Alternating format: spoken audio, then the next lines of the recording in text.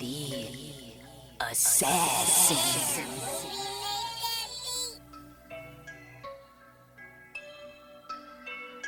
You know I break necks, call me Jack Tate. I have no regrets while your life is fading.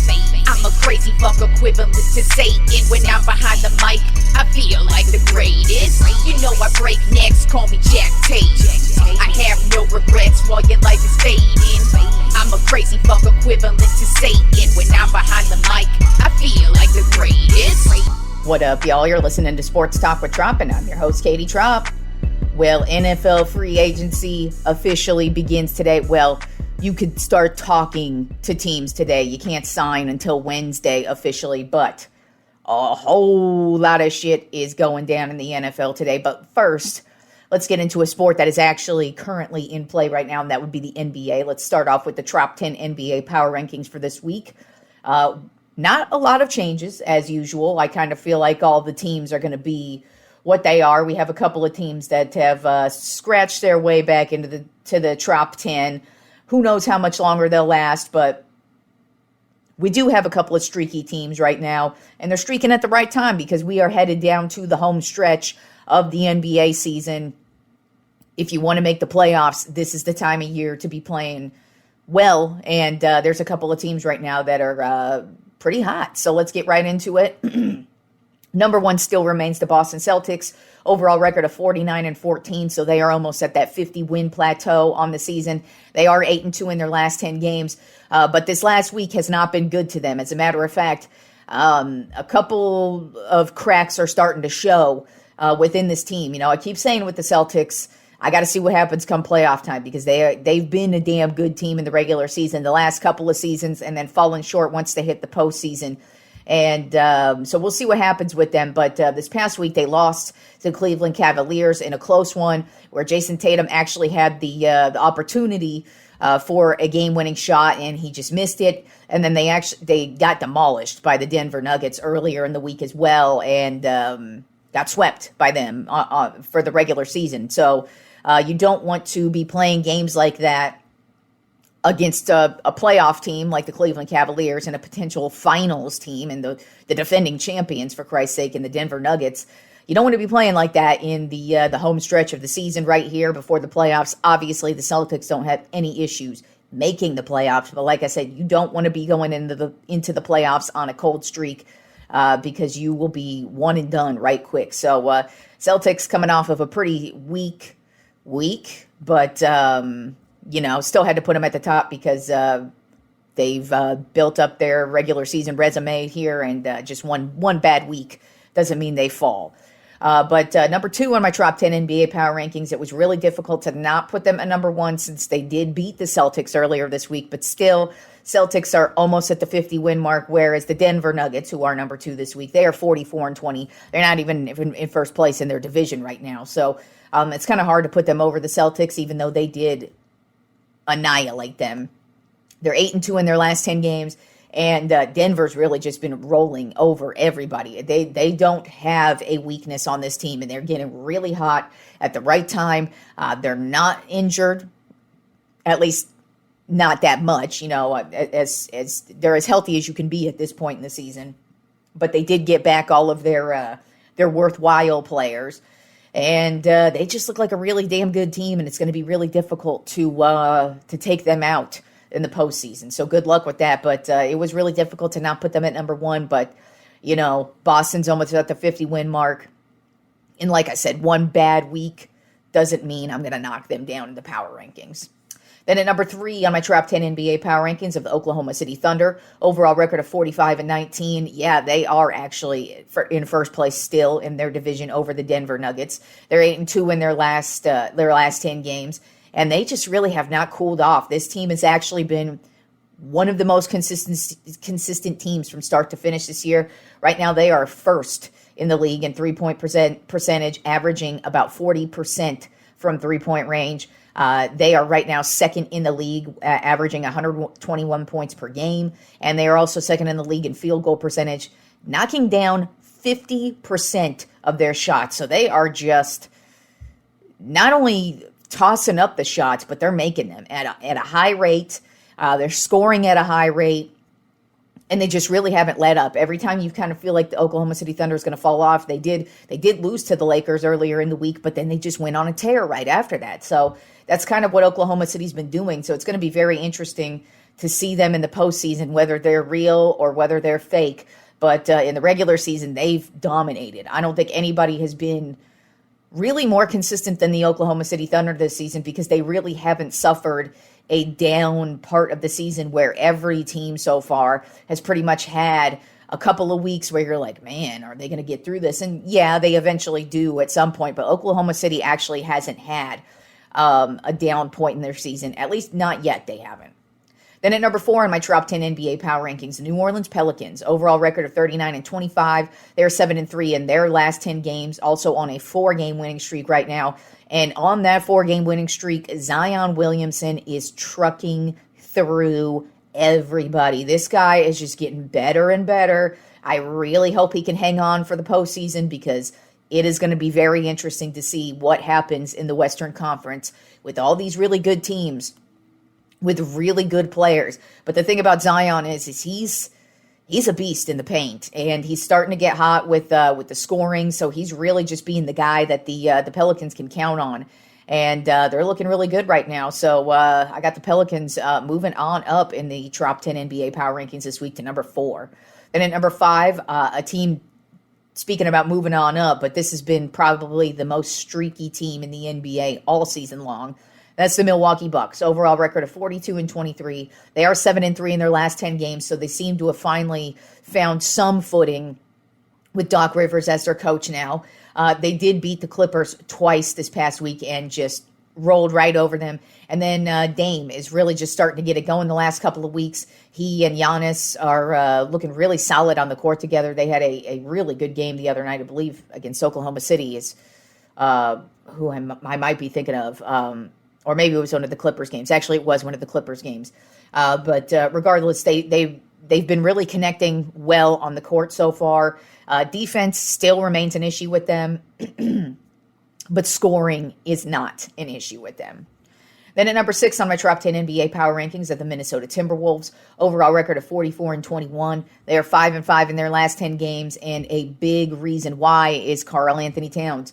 He has suffered an injury to his knee. He's going to be out at least until the playoffs, it looks like, and he may not even be back for the playoffs because it is a knee injury, and he's just going to be reevaluated at that time. Now, I imagine he's going to do his damnedest to play during the playoffs, because they're definitely going to need him. But ever since he was injured, this team's starting to take a step back. Gobert and Anthony Edwards, they're playing really well, but you could just tell that they're missing that extra bit that Karl Anthony Towns brought out on the court. And I don't know if that's going to be something that takes them down a peg, because they are in a difficult division right there with Oklahoma City Thunder and the Denver Nuggets. Then, of course, they're in the Western Conference just alone. I mean, you've got stacked-ass teams going into the playoffs this year, and then you've got the Timberwolves, and the last thing you want heading into the playoffs is one of your star players to suffer a debilitating injury that keeps them out for a series or two. But that's the way it's looking for the Timberwolves, and you could tell right now that it's a problem for them with this injury to Karl Anthony Towns. Then at number 7 on my Tropp 10 NBA power rankings are the Los Angeles Clippers. Overall record of 41-22. They are 5-5 in their last 10 games, and they are also being slowed down by an injury, the Russell Westbrook hand injury. He's also going to be out until at least the playoffs, and you could tell that has taken a significant hit to their offense, and that's pretty much all they've got. Then they've also had to battle through a couple of just minor injuries to, I believe, Paul George, and then they just had the guys sitting down the other night, so then they got stomped by the Bucks, and it just hasn't really been a good couple of weeks for the Clippers. And especially with this injury to Westbrook, you could just really tell that it's taken the wind out of their sails a bit. But they are still in first place in their division, and still one of the top teams in the Western Conference. And we'll see what they've got the next couple of weeks. Then at number 8 on my Tropp 10 NBA power rankings are the Dallas Mavericks. Overall record of 36-28. They are 5-5 in their last 10 games. And over the weekend, Luka Doncic did it again. He actually became the only player in league history to record 6 straight triple-doubles in a game.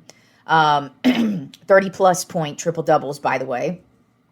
This time was against the Detroit Pistons. He had 39 points, 10 assists, and 10 rebounds. And he has just been on fire. It's really just been amazing to watch. But like I said, it's all about the playoffs with this team as well. Are they going to make a run in the playoffs? Is he going to be having 6 triple-doubles in the playoffs, or is he going to completely fade out in the playoffs? Who knows? But right now, Dallas is looking pretty solid. They still are only in the play-in territory, so that's why I'm like, these 6 straight triple-doubles are very impressive. But at the same time, it's like I want to see you do something in the postseason. And they are still in postseason contention, and the more they keep winning, that's a good thing. But this Dallas Mavericks team kind of feels like they're going to be out of the playoffs quick. It just kind of feels like they don't have a lot of defense. It would be nice to see them make a little bit of a run, but only so many teams can make a run in this. And like I said, the Western Conference is stacked right now. You got Denver, you got Oklahoma City, you got the Pelicans, and then you got like I said, even the Timberwolves. Even though they're suffering through those injuries, they're still a better overall team than the Dallas Mavericks. So we'll see what the Mavericks have in store for us the next couple of weeks on this little playoff run here. And then at number 9 on my Tropp 10 NBA Power Rankings are the Miami Heat. Overall record of 35-29. They are 6-4 in their last 10 games, but they are basically just like they've been the last couple of seasons, an up and down team who is just up one week, streaking high, and then the next couple of weeks they're streaking low, but they're still there. They're still in line for the playoffs, and they're also that team that you can't count out in the playoffs because they have that playoff pedigree, and they just always tend to take over a series, and people start to overlook them, and they are a really good team. So I feel like they could make some noise, definitely in the postseason. But in the regular season, they've just been so up and down and up and down. And they were just riding high about a week and a half ago, and now they are back to a losing streak and just not looking that dominant. But still, the Eastern Conference is pretty weak, and they are still one of the top leagues in the or one of the top teams in the Eastern Conference. And then rounding out the Tropp 10 NBA Power Rankings, a team we haven't really talked about the last couple of weeks, and that would be my Los Angeles Lakers. Overall record of 36-30. They are 6-4 in their last 10 games. And really the reason why I finally have cracked them in the top 10 this week, I was debating on it. I was like, well, out of these last couple of teams I could go over, I decided to go ahead and put the Lakers in just because they've actually been doing pretty well these last couple of weeks. This past week, they got big wins over the Oklahoma City Thunder, the Milwaukee Bucks, and the Minnesota Timberwolves. So all good teams, all playoff teams, and all top of the league, top tier teams with star players up and down the roster. So, and they were dominating wins too. They weren't just close. Like, oh my God, the Lakers just got bye wins. They were dominating wins. And one thing that I really like with this Lakers team right now, at least, is that Anthony Davis has been able to avoid any type of major injury. We cross your fingers, though, because we still have plenty of basketball left to play. But with that being said, he has been playing at a high level right now, especially the last, I want to say, like 3 weeks. He's really been on some. And as a matter of fact, against the Timberwolves over the weekend, he had a historic NBA game where he became the first player to score 27 points, 25 rebounds, 5 assists, 5 steals, and 3 blocks in one game. No player has ever scored that many points, had that many rebounds, plus all the additional stats. And that was the main reason why we won that game. I mean, he made a huge block at the end of the game to seal the win. And and it really just against Oklahoma City, he had great defense. Against Milwaukee, also great defense. I mean, AD has actually just really stepped it up and looked really solid. And then, of course, you just got LeBron playing at the same level he's always playing at. And then, of course, the role players are also stepping it up as well. You got D'Angelo Russell, who's actually had a really good couple of weeks. And then you also have Austin Reeves, who finally seems to be back to where we expected him to be. Kind of like he played at the end of the season last year. So Lakers are actually looking pretty solid. I'm not saying I've got any championship hopes with them as of yet. I mean, still have plenty of basketball to go when they are also in that play-in territory. But then you really actually look at it, and like I keep saying, Western Conference is going to beat each other up. So I'm expecting a lot of weirdness when it comes to the Western Conference, especially. Eastern Conference, I pretty much just expect the Celtics to dominate. And if they don't dominate, whoever beats them, I feel like it's going to truck on through. So it's going to be kind of like a one-man show over in the Eastern Conference, whereas the West, we just have so many good teams with not only just good teams, but they have top-tier players. You got Denver with Jokic. You got Oklahoma City Thunder with SGA, who still is the MVP frontrunner. And you got the Pelicans with Zion. And then you've got Minnesota Timberwolves with Anthony Edwards and Gobert, because Gobert is playing at an MVP level. You're just not really hearing about it. And then you also have the Clippers with Kawhi. You have Dallas with Luka. And those are just the ones that I mentioned in my top 10. There's a lot of teams. You got the Warriors, and even though Steph Curry's injured right now, and it looks like he's going to miss at least a couple of games, possibly a couple of weeks.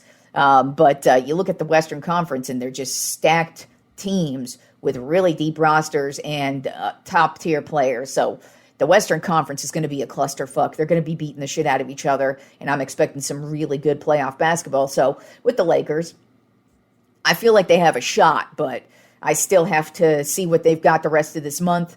But, I mean, what I'm seeing from AD, that means we're a good team. And if he keeps that up, we're playing at a championship level. All right, now let's move on to the NFL free agency frenzy. Like I said, that it officially begins today, where you can start negotiating deals, but you can't actually technically start signing deals until Wednesday.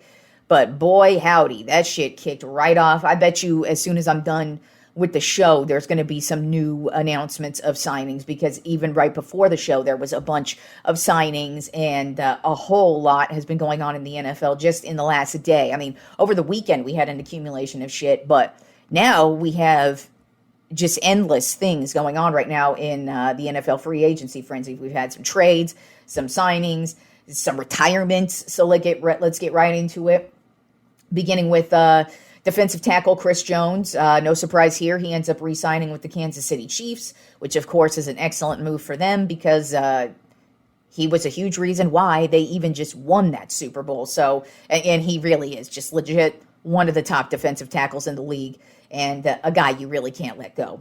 Then Baker Mayfield also ended up re-signing with the Tampa Bay Buccaneers. Actually just got himself a $100 million deal. So good for you, dude. He gambled on himself.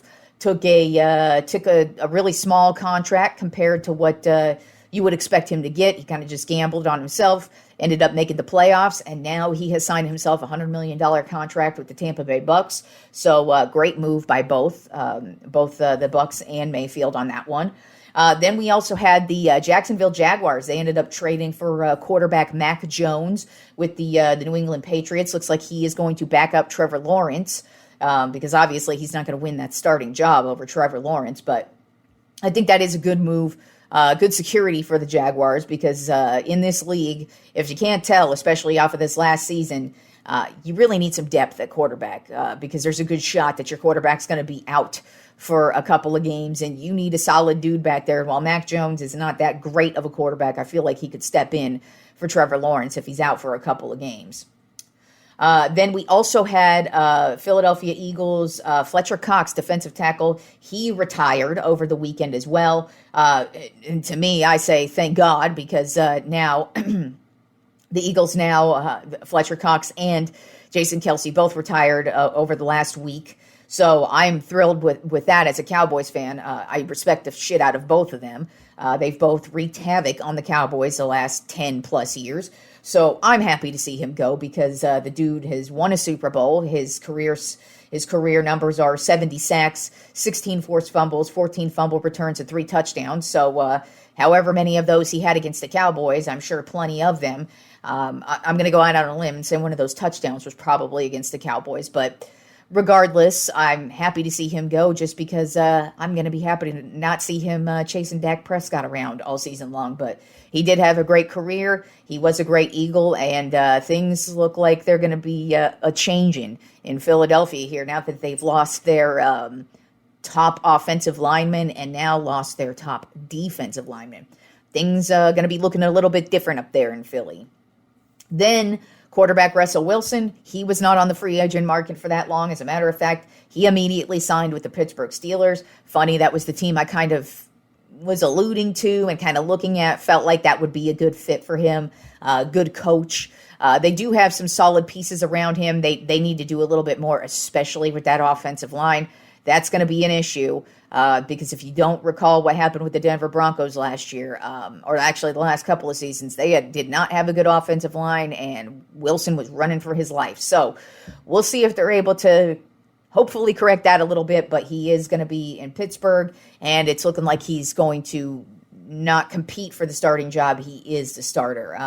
It's actually funny. Earlier in the week, it was, no, the Steelers are not going to sign Russell Wilson. They have absolutely zero interest in him. They're all in on Kenny Pickett. And then it's, well, they sort of have interest in him, but he's going to have to compete for the job against Kenny Pickett. When I'm reading both of those headlines, I'm actually like chuckling to myself. Like, no, if they're signing Russell Wilson, he's going to be the starter. And why wouldn't they be interested in him? Because the Steelers haven't really been relevant, especially at the quarterback position, since Ben Roethlisberger retired. So this is a good move, I feel like, for both of them. But I just thought it was funny how the narrative was bouncing up and down, and then here we are, he signed, and there was no issues, no drama, and they're actually getting a really good deal with him for Pittsburgh, just because they're not signing to him in any major type of contract. It's basically just a 1 year, boom, boom. If you suck, get the fuck out of here. If you're good, we'll see what happens.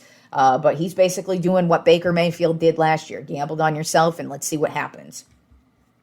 Then we had Kirk Cousins, also now out on the free agent market that long. He ended up signing with the Atlanta Falcons, which I think has some potential there. I mean, you look at the NFC South, not a very strong division. So Kirk Cousins could actually end up dominating that division with what they potentially have. I mean, on offense, they have some good weapons for him to go with. You got Bijan Robinson. You've got the tight end. I can't remember what his name is right now. Kyle something or other.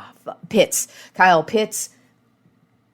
And so they do have some weapons, but I still feel like they've got a lot of work to do. But that is a good move for the Falcons, just because their issue has also been quarterback for quite some time. Then, in probably the most shocking news of the day, was the Green Bay Packers ended up releasing running back Aaron Jones.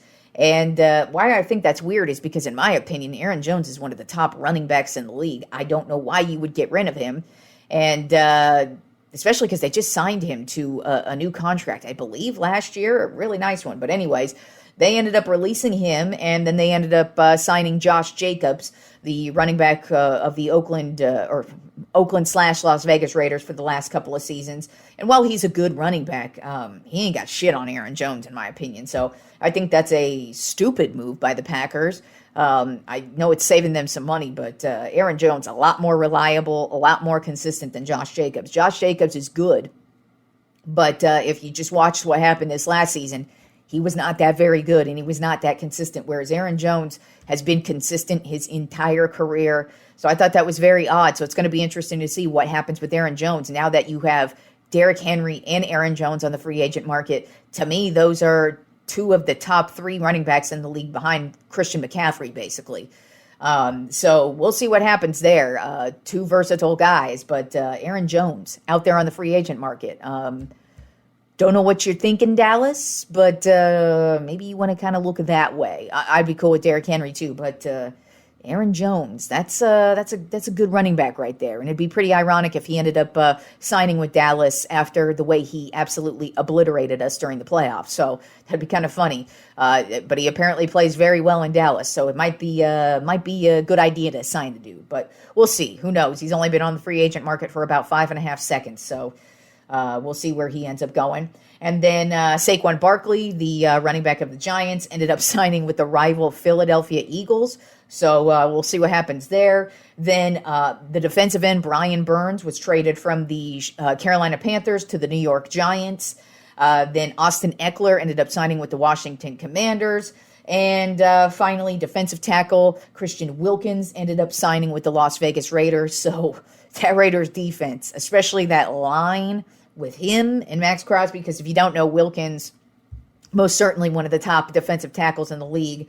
And then you got Crosby on the defensive end, and he's one of the top defensive ends in the league. Whew. They are going to have a lot of sacks in Las Vegas, is my prediction.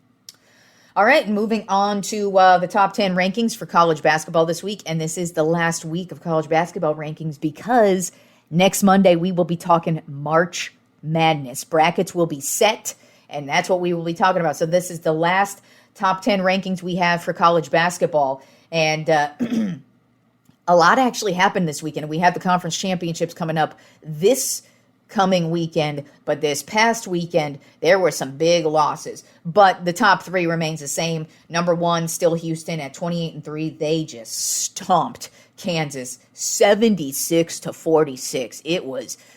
It was an annihilation by Houston in this one. They wanted to make sure everybody knew we are for real, y'all. So watch out. And Kansas has been up and down all season, but that was one of their worst losses of the season. Then at number two still remains UConn. They are 28-3 on the season. And then at number three still remains Purdue. They are 28-3 on the season. Moving up big this week to number four, North Carolina. They're 25-6 on the season. They moved up 3 spots with a huge win over Duke this past weekend. Then at number 5, Tennessee took a tumble. They are 24-7 on the season. They lost to Kentucky, so that dropped them down. Then at number 6, Arizona also dropped down. They're 24-7 because they lost to USC over the weekend. Then also dropping as well to number 7, Iowa State. They're 24-7 on the season. They lost to Kansas State this weekend. Then at number 8, Creighton, they've actually moved up a couple of spots. They're 23-8 on the season. And then at number 9, probably actually the biggest leap of the week is Kentucky. They're 23-8 on the season, and they've just moved up 6 spots with that huge win over Tennessee. And then at number 10, we have Marquette rounding it out with a 23-8 record on the season. So get ready for it. March Madness is in 1 week, and I am looking forward to it. So get ready for it. So, and also, just to let y'all know, we are going to have a special bonus episode on Wednesday. Decided I'm going to compile a couple of my Tropp 10 lists that I did last year. And we're going to call this episode The GOATs Part 1. And I'm going to have a replay of my Tropp 10 NFL GOATs and my Tropp 10 NBA GOATs. So take a listen to that and enjoy the rest of the week of sports. And we will have us a brand new show on Friday.